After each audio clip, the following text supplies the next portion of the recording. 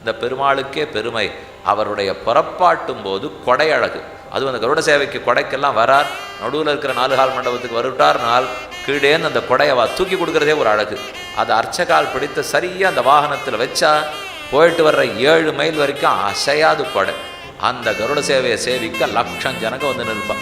காஞ்சிபுரம் கருட சேவைன்னா ஜெகத் பிரசித்தம் இல்லையோ. பெருமாள் அப்படியே ஒரு படகுல மிதந்து வர மாதிரி, எல்லா ஜனங்களுடைய தலையில வர மாதிரி தான் இருப்பார். தோளில் வர மாதிரி இருக்க மாட்டார்.